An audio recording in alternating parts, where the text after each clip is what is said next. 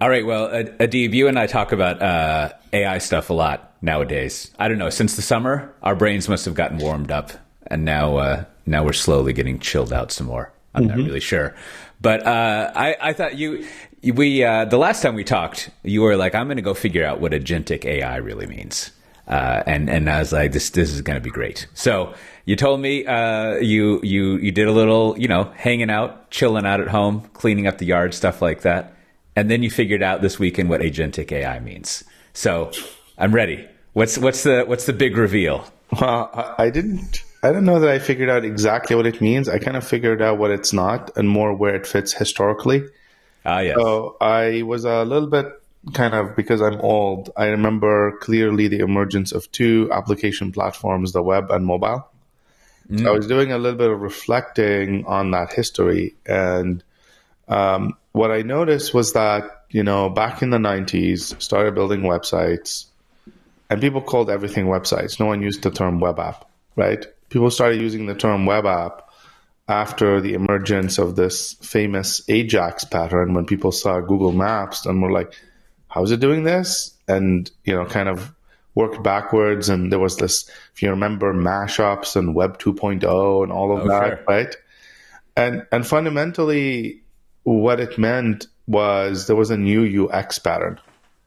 So now, if you followed the UX pattern for building, quote, web apps, and then you used Ajax and single-page applications, you could deliver a particular type of experience. And then businesses were like, build me a web app. They would go to a developer or a team, or hire a web app team. And it meant something. So I kind of then, after that, a little bit later, I worked originally at BlackBerry, which was like mobile stuff before mobile. I owned a Palm Pilot at one point in my life. Well, So I'm sure the kids out there appreciate you explaining what BlackBerry is. That's a BlackBerry and Palm Pilot, like back in the Stone Age, right? You had to buy this, you could buy this little PDA for, I don't know, what would probably be like more than $1,000 at this point. And yeah, it was like black and white screen, more looked like a Kindle, than a modern device. And then they didn't have any network in it. You had to plug it with a cable to a computer to transfer any kind of information. But then eventually, we had the mobile. Everybody had a cell phone, but it was a flip phone. Sure, you could write apps on it, but there wasn't enough screen and keyboard to do anything really practical beyond calling, which was kind of the killer use case to begin with. And then eventually you got short text message, right? But really, apps and app stores and app ecosystems didn't become a thing until the iPhone, because there was a UX pattern that came with the iPhone. Like this whole touch thing, and people were like, I can pinch to zoom and all this type of stuff. And so I kind of go then people start saying, build me a mobile app. What did they mean by build me a mobile app? They meant build me something that's optimized for a touch interface, which is a UX pattern, which can run on a handheld device, whether it was from Apple or Apple's competitors. And so my observation is that whenever we give a name to a type of application, it's what we're doing is that emerges when you have a new UX pattern and you have a type of capability that didn't exist before. Like for the web, that was that Ajax capability and in-place update, which birthed the single-page app and the UX pattern that goes with it. Then you got on the mobile world, the touch interfaces with no keyboard, big screen, relatively speaking, and the whole UX pattern that goes with it. So when it comes to Gen AI and the foundation models, well, that's definitely a new capability, 100%. And it does enable a new type of UX. And so when you have UX plus new type of capability, I guess I'll call that an agent, or it kind of gets its own name, right? So you'll see people talking about AI agents, people talking about agentic apps. And so rather than trying to come up with a list of you must do these 15 things, which I don't know what's on that list, I'm just saying, yes, it's a thing because it's a UX pattern plus a capability. And it's just software that uses the foundation models. And it's trying to offer a user experience that is distinct from mobile and distinct from like web, and maybe even requires less effort to use it. Yeah, no, I think that's great framing. One, because I think about Ajax way too much. Like in the same, like, I think very similar to how you're thinking about it there, as it was like an example of what you're just talking about that I lived through and actually did some work with, and which is to say, I'm re-summarizing what you're saying, but like you have some new type of I'm going to call it like infrastructure, faceless technology, and then you have a new way of using it, new UX, whether it's a UI or delivery or whatever, right? And it does, and then that drives new opportunities and ways of doing stuff. That's my very abstract way of putting it. Yeah, and exactly. I mean, that's why I'm like, agent is simply, I built some software to talk to a language model or to a foundation model, and I wrapped it in a UX so users don't even know that there's a foundation model underneath. Right. They're not the ones talking to the foundation model directly. Right. And I think that highlights something that is, I don't know, important about like what I like to call enterprise AI. I guess for consumer too, but like I don't really care about consumer tech so much. But in a business, in an enterprise context, well, my first problem is always like, well, what are you going to do with this thing? Yeah. Right. Like, but I think what you're getting at here is one, let's call it like strategic thinking tool to get closer to answering that question, which is, well, let's not think so much about like training and models and all this stuff. Let's start with how we're going to interact with it. And are there different like modes of interacting with this thing that we can kind of sort through? Kind of like, those books where you've got like flip cards and you've got 3 layers of a monster you can make. Like, let's kind of like flip through and figure out like what makes sense here, right? Yeah. Because the and I think it's someone like Ben Thompson who I heard first saying this, but like the chat part of Chat GPT and all the other ones now is almost like an accidental innovation. like when that was released 2 years ago now, I think the team over at OpenAI was just sort of like, well, here's something so that we can mess around with this, right? Yeah. And then it became the thing. Right? Like it became huge. And it's exactly what you're saying is like here is a combination of like an infrastructure-y technology and a UI finally that has good user experience, right? And like we bring these two things together and you have something new essentially. Yeah, for sure. And I'm convinced that UX designers will ultimately be the ones that define what an agentic/agent is. So I'm calling AI agent equals to just software that uses foundation models. Though yeah. I've seen hints of what that could look like. So I'm currently like really intrigued by this idea that a key difference between regular UI and AI powered generative UI is the following. In a regular kind of, whether it's a mobile app or a web app, I have to click around to get to a widget to do something. Right? Like right. Classic example. Say you're using an application with some sort of credit card stored in it. I don't know, Uber, right? Like as an example. You have to navigate to the screen and settings, payments, credit card, edit, add, blah, blah, blah, right? Or you go into the web app for Amazon and you go and you're like clickety-click, profile, settings, payment, add, edit, credit card. And you know what? If there was an AI that was part of the app, or an AI or a UX that's AI driven, I should just be able to say, update my credit card. Yeah. And if I just said that, whether I type it on the keyboard or I say it, it doesn't really matter what the modality is for the input. but I would expect the widget to come to me on demand for the thing I'm doing right now. Yeah. Right. And then, I mean, also if you know, in that very specific example, if you had enough like security protections and et cetera, you could sort of like give it one-time permission to access your wallet or whatever. I don't even know what I'm talking about, but like you would almost have your agent talking with its agent to collaborate on updating your credit card. Okay, so that touches on like a common theme running through various definitions of agent is that the agent is autonomous. Yeah. And actually does stuff on your behalf. And I'm like, don't really care. Like, I don't need this thing to be, I don't need this thing to yet be a Star Trek level agent, right? I need it to just do something stupid. Can you just free me from having to click through 4 different screens and have my brain remember how to navigate to the payment settings page? Yeah. And like, can you just like figure out that, like, can you imagine like an app where the only thing you see is just a blank screen and a chat bar at the bottom?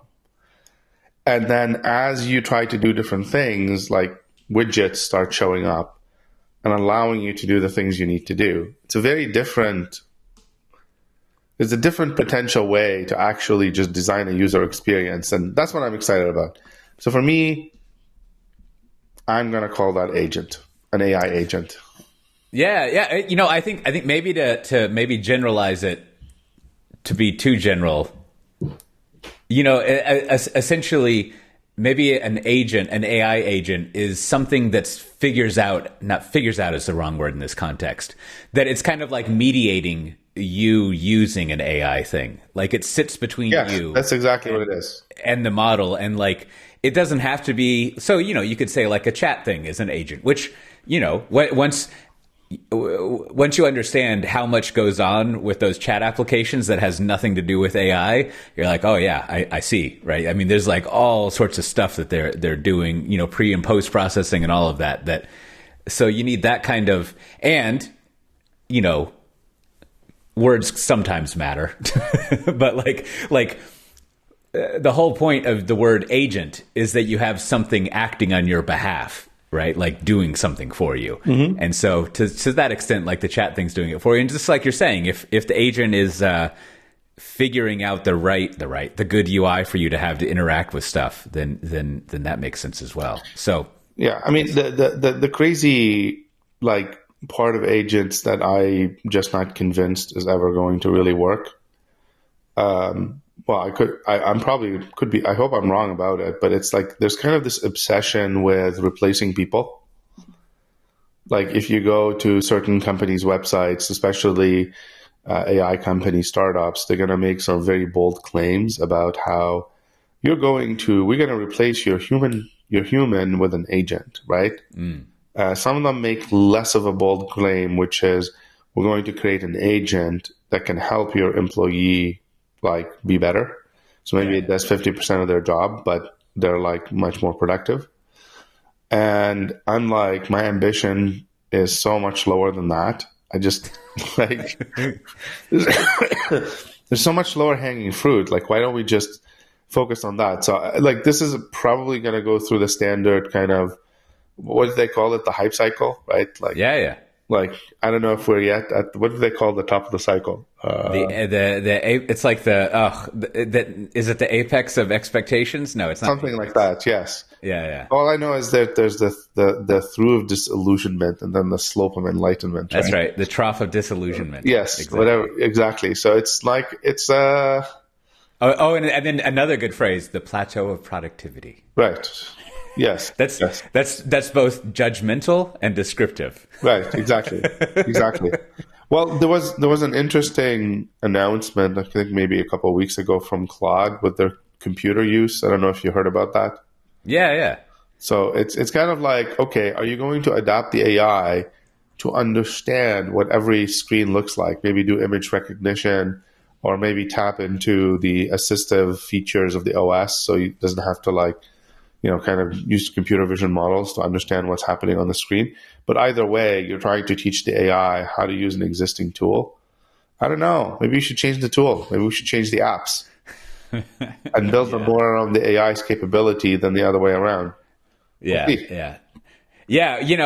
So one, that makes sense. And two, I think as you were saying earlier, you're older, as am I. We remember XML HTTP request and the magic of untangling how Gmail worked and all of that stuff. But, I think when it comes to automation, I think I've lived through maybe at least 3 giant waves of automation. And the story is always the same, that it's going to replace people.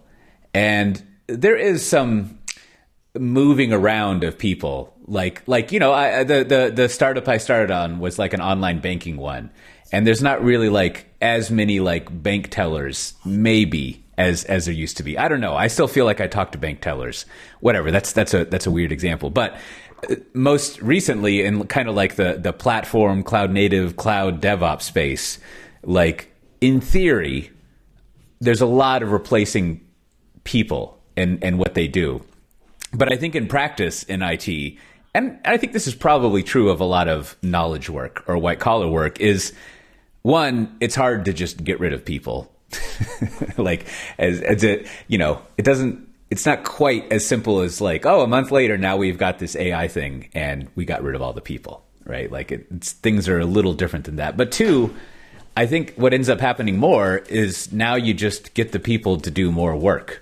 Right, not more work, but they have something that's automating what they're doing, freeing up time, and they do more work. Because if you were to go ask management at any company, is there more you'd like to be doing? I'm pretty sure they'd be like, "Where's the line I can stand in to tell you about that?" They always want to do more stuff. So exactly. I don't know. The number of humans was limiting their ability to grow. Before the invention of whatever time-saving technology was there. And so if it was those companies' management were already probably planning, hey, we'd like to expand, so we probably need to get more customers, so we probably need to hire more humans. Yeah, that's a clever way of putting it, is that the humans are the bottleneck, so you don't get rid of the humans. You want to make each human more productive. Yeah, exactly. I mean, I'm a techno-optimist for the most part, except in recent years when tech really became usable by in situations to polarize people and divide them, then I'm like, maybe I should revoke my membership, be more skeptical on my membership in the Tech Optimist Club. But indeed, well, that brings back to the main thing I wanted to talk about. Like I was saying earlier, I don't really care about consumer tech very much, right? And I think maybe these proclamations of optimism in the consumer tech space are a little. It's not all bad, but it's a different. You have that conversation differently because it's just different materials you're working with. But in the business context, I think equally there's kind of different ways of thinking about how you use tech. And I don't know exactly how it is in the consumer space, but a couple months ago we were talking about kind of that question I threw out earlier, what are companies going to do with this AI stuff? and I think you brought up an excellent point. I hadn't thought about that I wanted to discuss here a little bit is all right, so sure, at the let's say the operations, the developer, the UX, the people making the product, that's a whole interesting thing. But what's not really talked about very much is what does management or an executive do? What is their role in this AI future that we're going to be in? And the way that you put it that I thought was interesting is it's not, you didn't put it this way. This is my rewording, is they're not the ones who are going to be doing the technical work. They only have a limited amount of things in their toolbox that they can do, which I thought was a good point.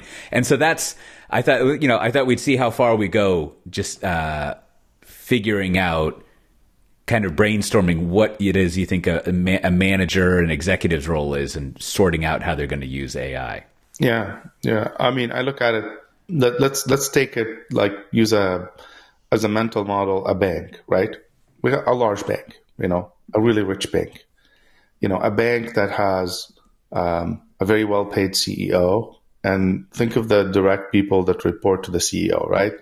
Maybe you'll have like an EVP head of personal banking, an EVP head of commercial banking, EVP head of capital markets, EVP head of something.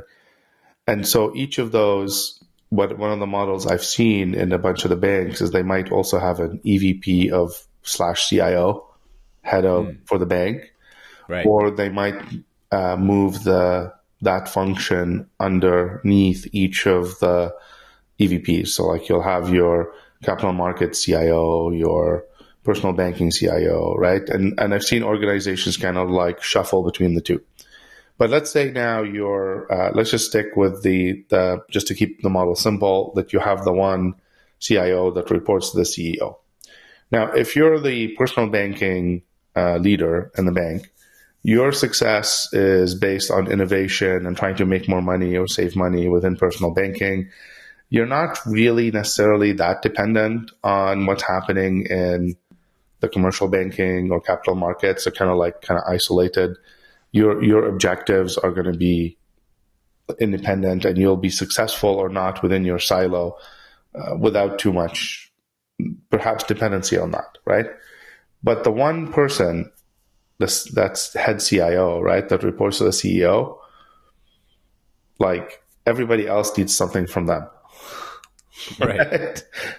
And personal banking, wouldn't it be great if people could be qualified for a mortgage in 60 seconds or less, so we can sell more mortgages, right? And so they become kind of like the bottleneck and on the rest of the business. And they also have the potential to become unpopular because as that head leader, right, of technology, again, you don't do any of the work. You have all these teams. So what I've observed in my interactions with these executives over the years is that they get into that position because they're really good at managing their team and getting the most out of their team. And I've noticed a common operating pattern. Like the new technology comes along. That executive basically says, if my team agrees that something is a good idea, I'm going to do it because they all agree. If you have, let's say, out of your direct team, a couple of people, 2 or 3, directs that are themselves executives or just not reporting to the CEO, right? Then, and they completely disagree about a technology or an approach. What I've seen these execs do is they'll just do nothing. They'll be like, there's too much disagreement.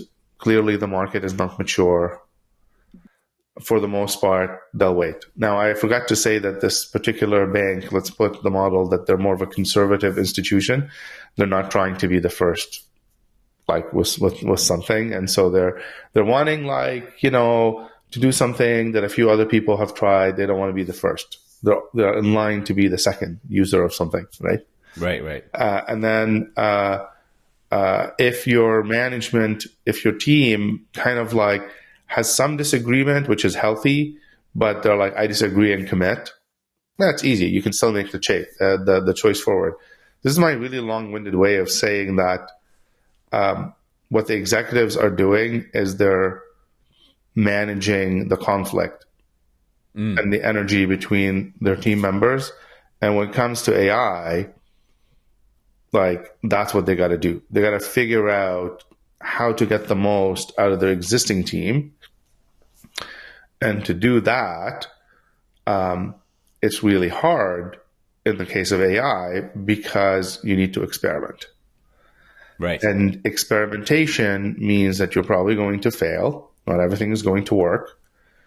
And a lot of these executives are like, oh, I made an impact. That's why I was promoted.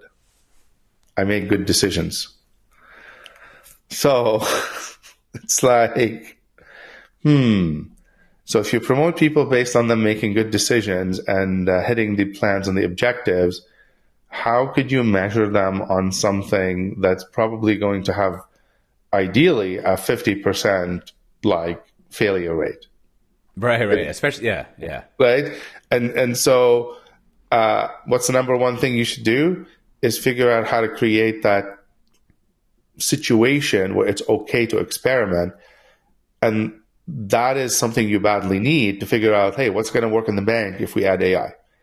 Now, you don't want to put those people completely outside of the no accountability. You can do whatever you want, use whatever technology you want. You can break all the rules of the bank, because then they do science projects that have no impact to the business. Right.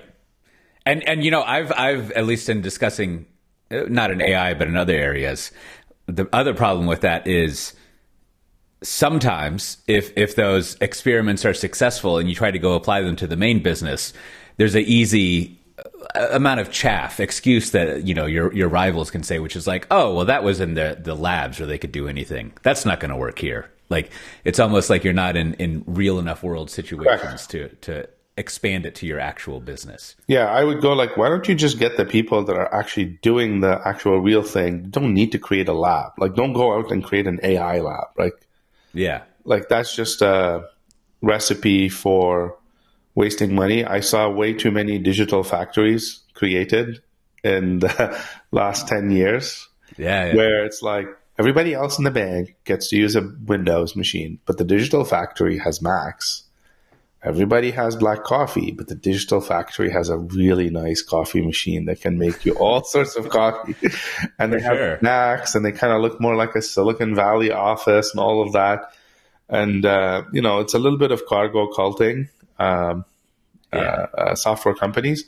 But it's really, really just like as an exec, what do you need to do? You need to make sure you create that environment that allows your reports that are reporting to you to actually do something meaningful in their current area. And that means that you and your org have to start learning about AI and doing a little bit of experiments and stuff like this.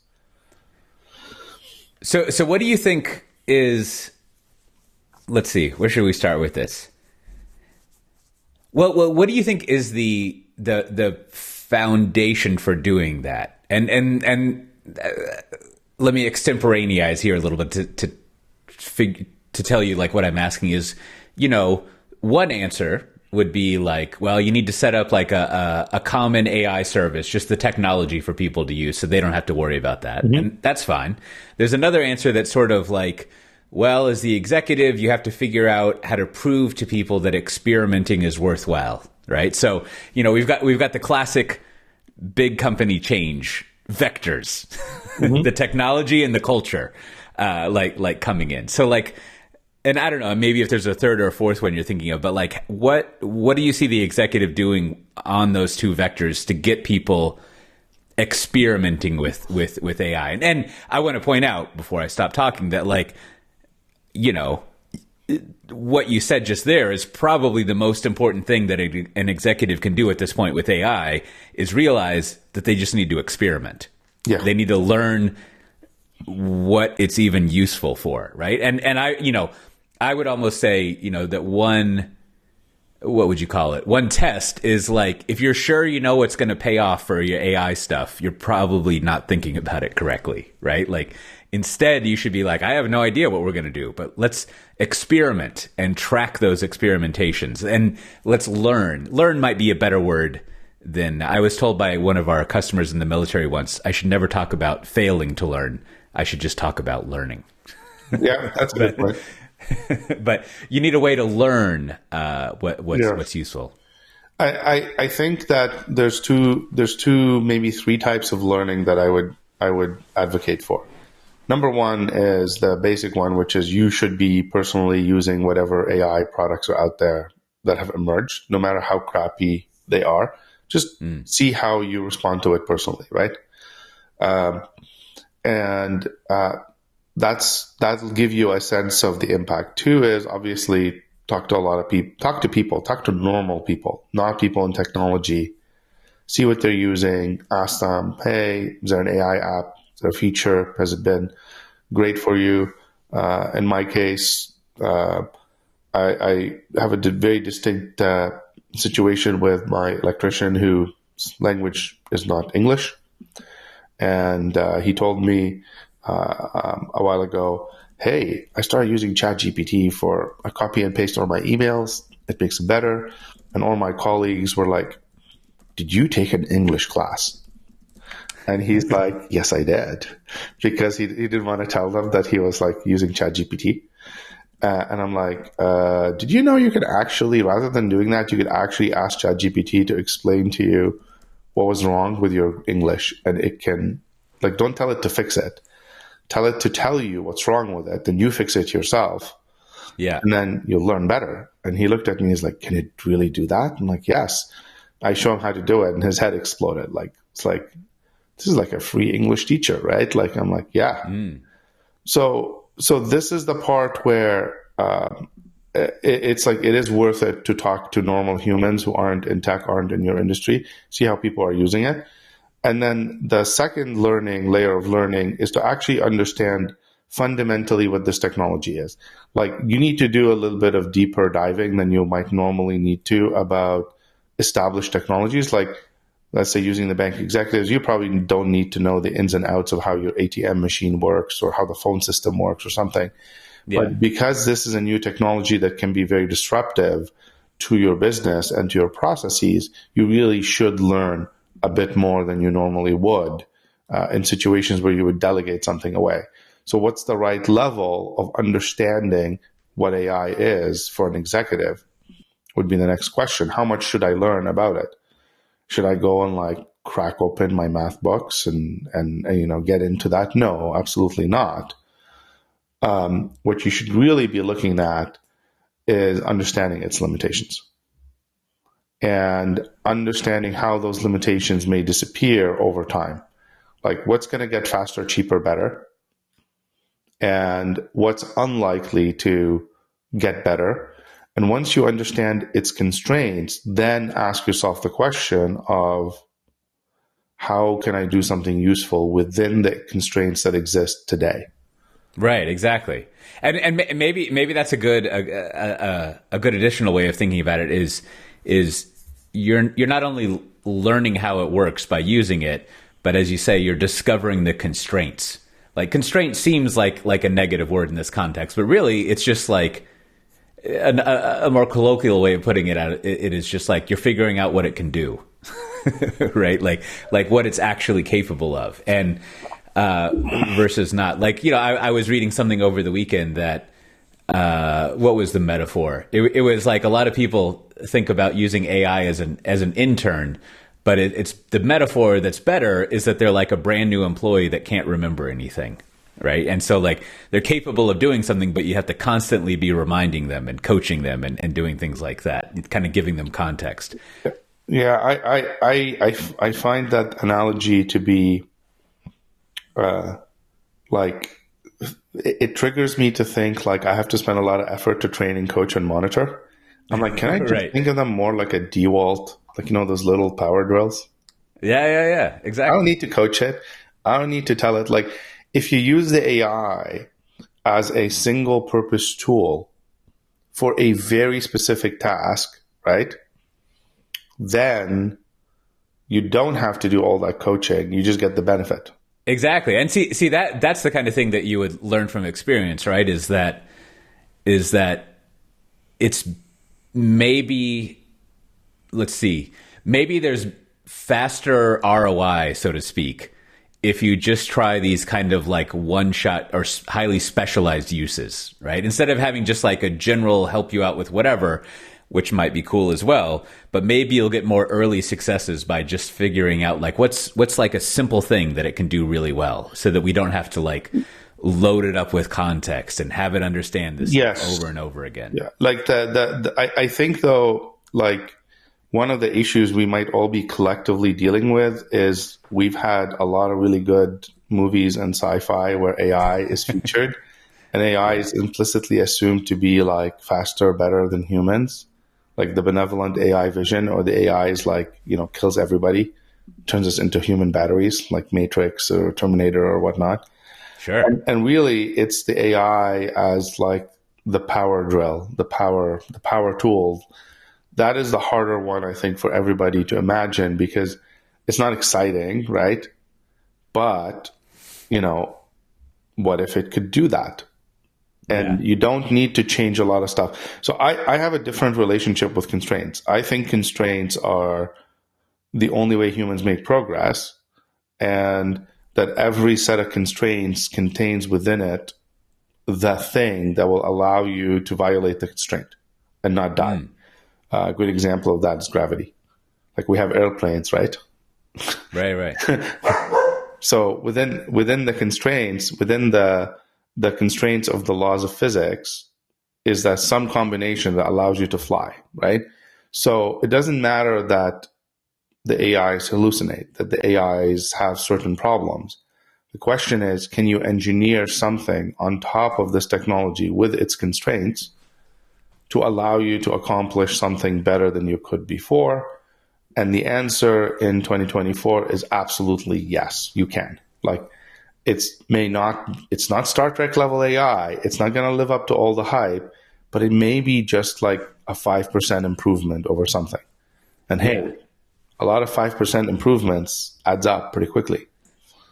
Yeah. So let's close this little. Well, first of all, for our listeners, well, Adib and I have been talking about a little book. I always call these books the something for the busy little executive. We'll see what we actually call it, but like enterprise AI for the busy little executive. And I think it's good to kind of talk through these ideas so we can transform it into text. And so we got a little section here, and I think maybe to finish this section out.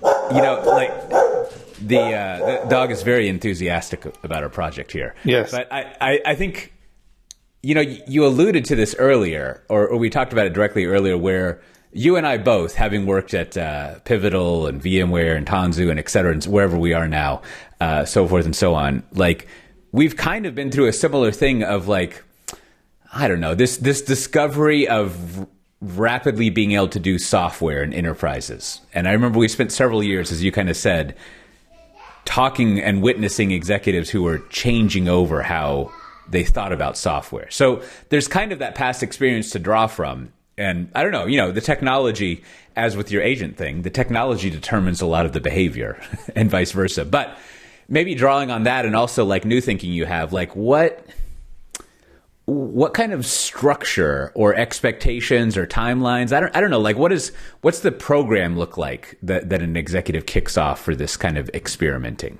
Like, what do they do? I would say step 0, use the technology. Step 1, understand its constraints.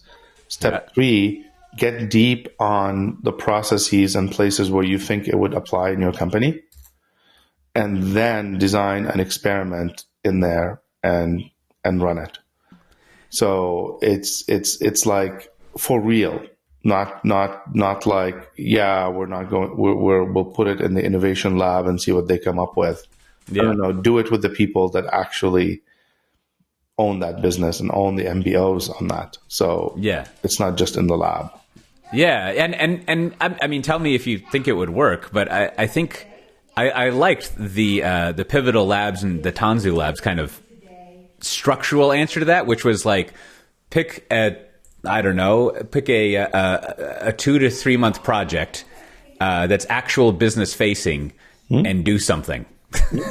Right? Like I'm sure if we're kind of pitching it in a formal way, it's a little more structured than that. But it's sort of like and the experiment that you're establishing, I really want to call it out because I think it's important, is it does have to be business facing. It doesn't necessarily have to be customer facing, but it has to be something real, right? That will have that involves the business in a real way and will have some kind of tangible business result, right? Like one of my favorite examples, even though it's ancient, is Home Depot did a couple of these back when it was Pivotal, where the software they had that was running the custom paint desk was not great.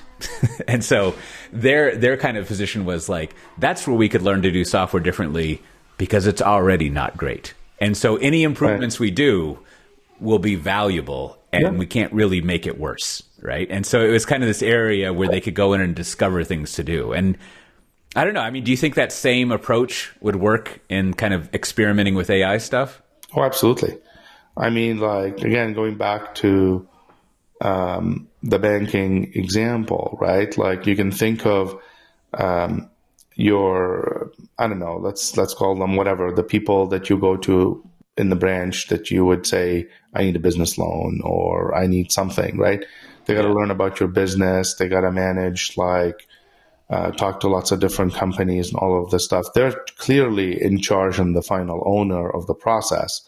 Shepherd it along to, say, hand out $1 million loan, start a business or something. Think of all of the things where you could save them an hour or save them half an hour. And just talk to them and find out, what is something you spend a lot of time on this week, every week, that you wish you could do faster? Get that list of, 10 items. Go through that list and ask the question, what could I do what could an AI do here? Can it do anything? Maybe it can't, right? Maybe their number one frustration is playing phone tag with a client, right? Yeah. And maybe it's that customers, they talk to the customer shows up and they tell them, bring these 5 things, and they bring 4 of the 5 documents they need. And then they need to have a follow-up appointment, right? Where the 5th document is brought in. So I don't know, can AI help in, maybe the AI simply takes the 5 documents that's needed, and that person in the bank is able to get a text message out 20 minutes before the meeting, reminding them of the 5 things, right, that they need to bring with them.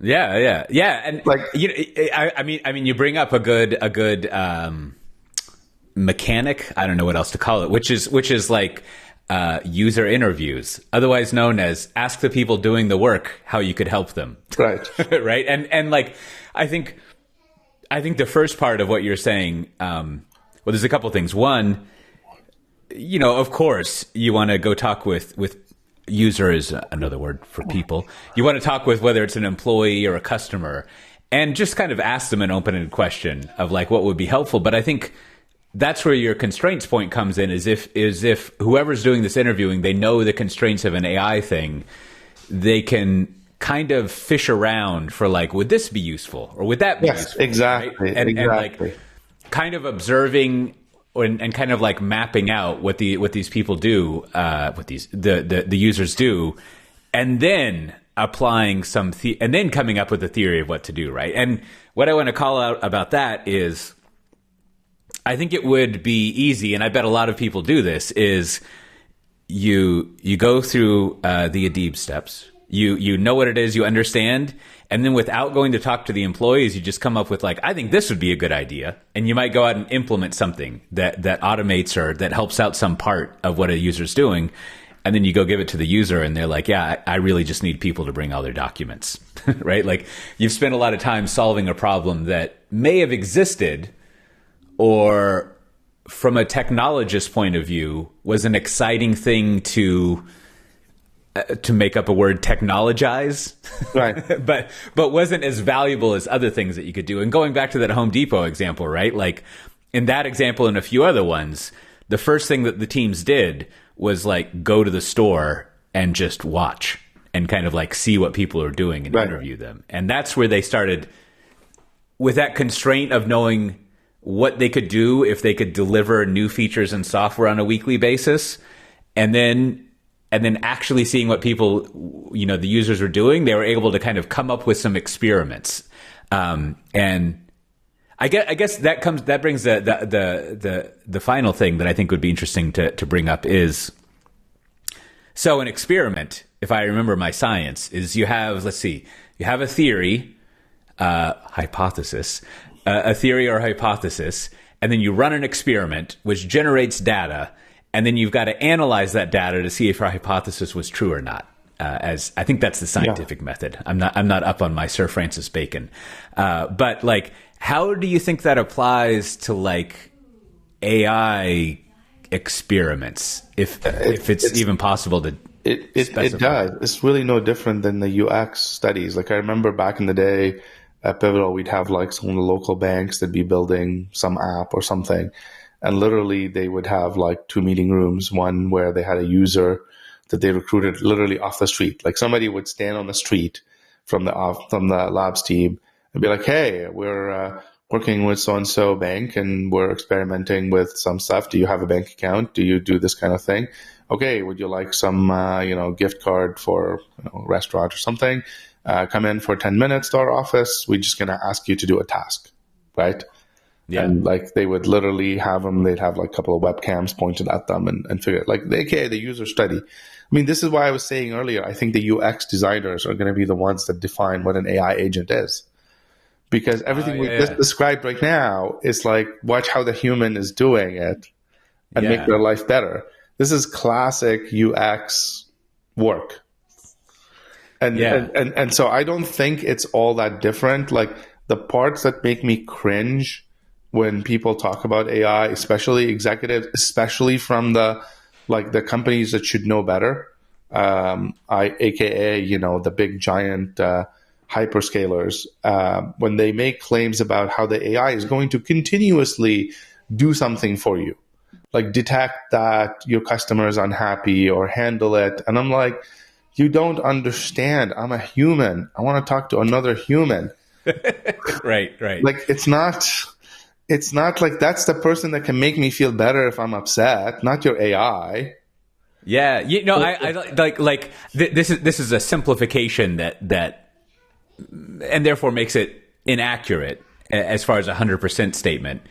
I should know a more concise way of putting that. But I think one helpful way to think about this question of how to figure out what to do with AI in an enterprise is the interesting stuff is going to be in the user experience. Yes. Right. There could be stuff like, well, I don't know, like fraud detection is an interesting case, but even in that case, you probably need a user experience, right? Like, and so there's stuff on the back end that is maybe not so UX driven, but that could also just be the case of like, well, it is very UX driven. You're just not the person doing it, obviously. but I think probably the higher priority, the higher, if you'll pardon the phrase, impact that you'll get with AI stuff will have a tremendous. You'll end up doing a lot of user experience work. Because that's where interesting things are going to happen. Right. And like, don't start with a Star Trek level assumption of what AI can do. Start with the more mundane, these are the constraints. Like, I'll tell you, I have two favorite AIs that I interact with. I think the first one, pre-ChatGPT, that was like, oh, wow, this is really cool, was in PowerPoint. Like, PowerPoint has this little button like that you can press to spiffy up your slide. Mm-hmm. And I didn't know that this like AI assistant designer, I didn't even know it was an AI or what algorithm it used. But one day I had like this slide deck that was off of the white template in PowerPoint. Yeah. And I'm like, I press the button and it gives me some really good suggestions. I'm like, oh, that's clever. I select it and I go to the next slide and it gives me a different one. And like an hour later, I'm like, oh my God, this presentation, like I would have never, ever been able to put this together. I like, one thing I think that's happening there is an hour later. I bet a lot of that because you were very entertained. Yes. Like, I'm going to keep doing this. This is wonderful. But because normally in my imagination, like I'd seen other people with slides that were not bullet points and not on a white background. I'm like, how'd they do it? They must be like talented in the arts and crafts. More artistic than I am. That's one of my limitations. I'm not very artistic. Yeah. Or maybe they paid somebody, right, to help them with it. But I'm like that was an amazing use of AI for me. Yeah. Because it didn't take me out. It didn't go and make the presentation for me. And now when I have to I use it because it's kind of fun. And yeah, now I can do it not in an hour. Like I can do it in like 5-10 minutes. But like that is, it's not taking me out. And the second thing, the other one is ChatGPT and that kind of chat interface. And that certainly doesn't take me out as a human. Right. No, it relies on you, in fact, right? Like it can't talk to itself. Yeah. Well, I think there's a key sort of principle here is look for the interesting AI applications at the UX, the user experience, the UI layer, right? Like that's where some interesting stuff, a lot of interesting stuff will be happening. Not all of it, but like always kind of be questing for that, right? Like what's the interaction with a human that you're doing, and how does that work out? Well, great. Well, we have plenty of upcoming items in our rough outline to go through. I think we really we figured this one out pretty well, and so hopefully over the next couple of episodes, we'll kind of get the verbal version of this booklet we have in mind written out, and I think it'll be fun. Well, thanks for doing this today. Do you So I'll put a link to your LinkedIn thing where you had a post on this. But do you have anywhere else that you want to point people at? No, at the moment, no, thanks. Okay. That's like in the past 5 years, well, 3 years, everyone is pretty much like, no, I just have LinkedIn. There used to be all sorts of other stuff, but now that's it. It's like the shadow corporate world social network that I think is pretty much, actually out there. All right. Well, if you want to get those show notes, you can go to tanzutalk.com and find the episode and check them out. And with that, we'll see everyone next time. Bye-bye.